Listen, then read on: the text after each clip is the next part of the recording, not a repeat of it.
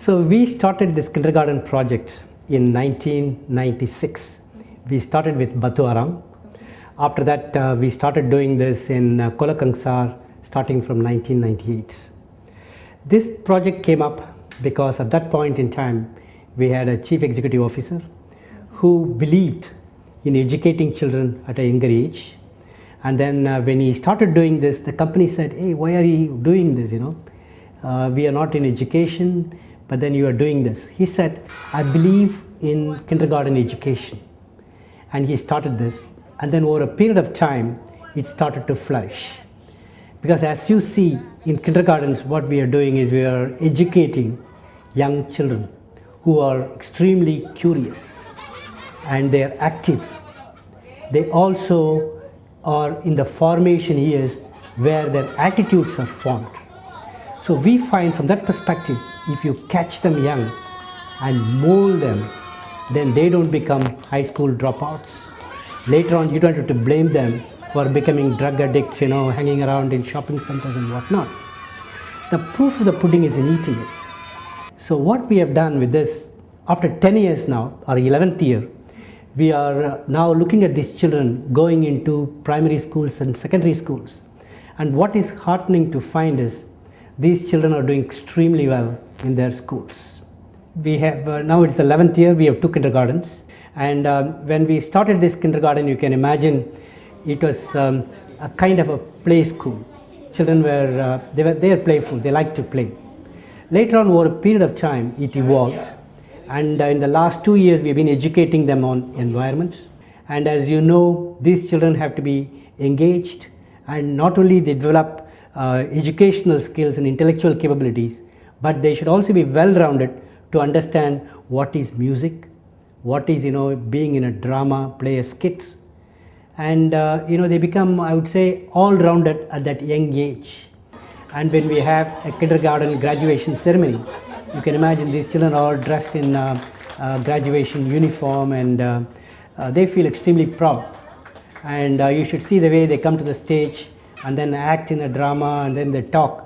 It's very impressive.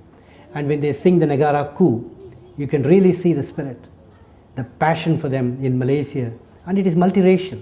That's one of the greatest things that we find. At that age, it develops a lot of bonding amongst children, irrespective of the race or religion they come from. We believe in quality. There is no point in opening up a number of kindergartens if we don't bring them up to a certain stage. I strongly believe that even if you're going to turn out a small population of future children, they will be leaders in their own areas.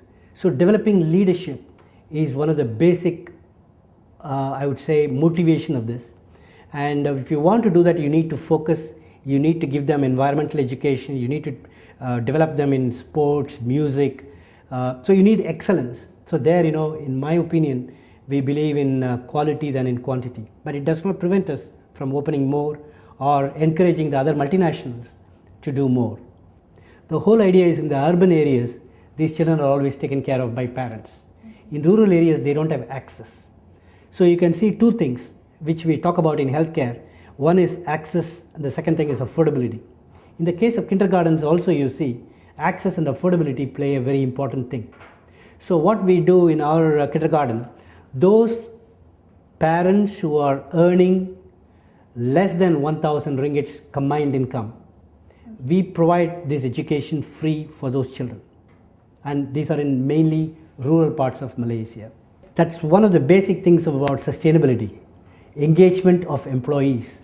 So our employees visit these kindergartens, not only for painting the kindergarten and then drawing some art work on the walls of the kindergarten, but also to give them small kind of talks, engage them and then give them talks on things like what do you have to do to keep yourself clean, keep yourself healthy. You can say civics and also environments. We would like to do more of this, but sometimes we are also limited by our own resources.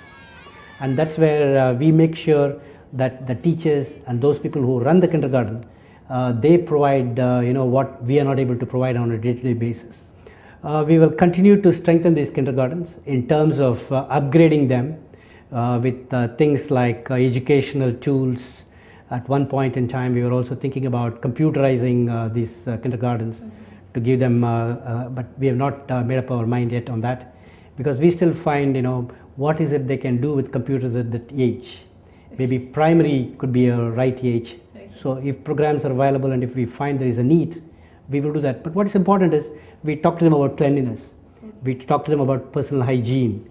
And then we promote environmental awareness. Why they should throw the rubbish in a place, which is designated for rubbish, for example. What is the idea of clean water? So these are things, that are being taught to the children. You can say this is a social responsibility for Philips, but what is important is what are we going to do with these children so that when they grow up, they are fully aware of the environment and why they should look after green environments. As you know, Philips is producing nearly today, in today's context, more than 20% of our revenue comes from products which are, sustainable green products. We want to develop this by 2012 to 30% of our revenue. And we want to spend €1 billion in producing more and more green products.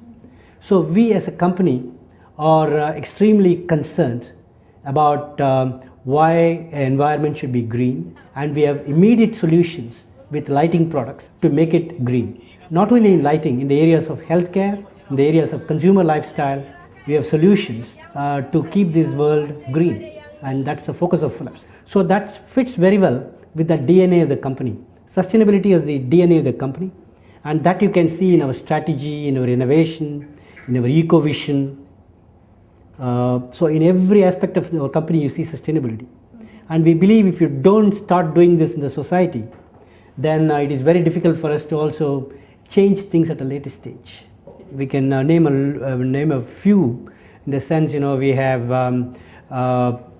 Go Gear, which is a kind of I would say MP3 kind of a product which uses less power. We have MRIs, magnetic resonance imaging systems used in hospitals, which uses less power and less superconducting fluids. We have ultrasound equipment which are very light, because you talk about green products means not only power saving, also less materials, less water, less pollutants. So then you can see we have some television models, LCD TVs, which consume 26% less power than the models available. And then we have a steam iron, which is also a green product we call. So we can see almost in every sector of business that we're in, like consumer lifestyle, like lighting or healthcare, we have products and solutions that are available are green.